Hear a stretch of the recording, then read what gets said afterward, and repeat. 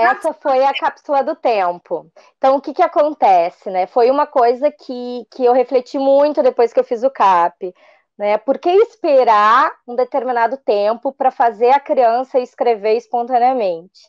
Então, desde o primeiro dia, essa minha turma do primeiro ano de 2020 já fez a sua escrita espontânea. Por isso a cápsula do tempo. Então, eu comecei com uma história, e era uma história de uma borboleta, né? E nós fizemos a cápsula do tempo. Cada um recebeu uma folha, desenhou essa borboleta da história e escreveu como achava que era borboleta.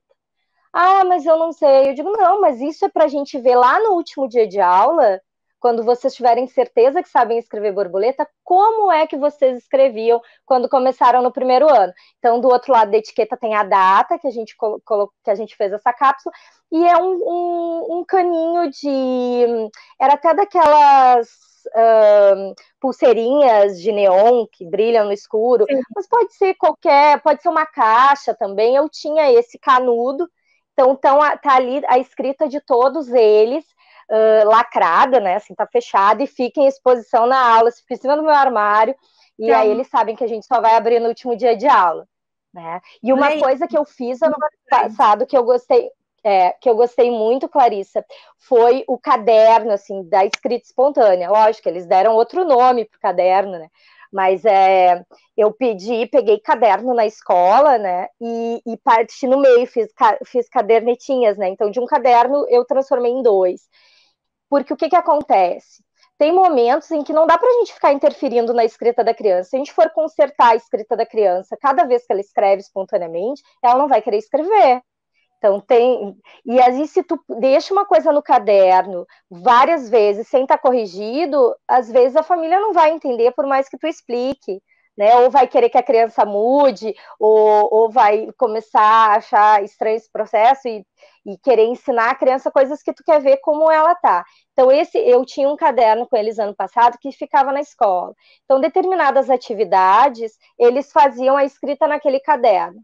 E aí eu olhava, fazia as minhas anotações, né, do desenvolvimento deles, dos avanços, mas eu não corrigia naquele caderno.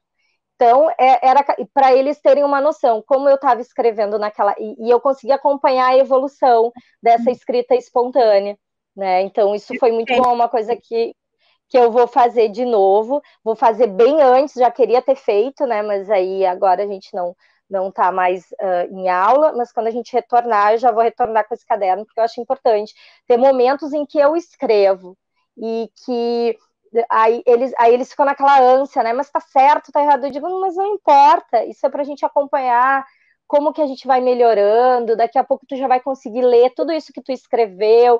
Eles sempre fazem com apoio do desenho junto nesse caderno, até para eu ter uma ideia quando eu for avaliar, né? Assim, quando eu for analisar. Então, tudo que eles escrevem espontaneamente tem o desenho do lado para a gente poder fazer referência até para eles, porque aí depois eu digo, vamos ler para a prof o que a gente escreveu naquele dia, para ver como é que eles estão fazendo a questão da leitura. Então, como eles não lembram o que eles escreveram, eles usam o desenho para ajudar. Então, a escrita espontânea desde o primeiro dia é a dica que eu dou.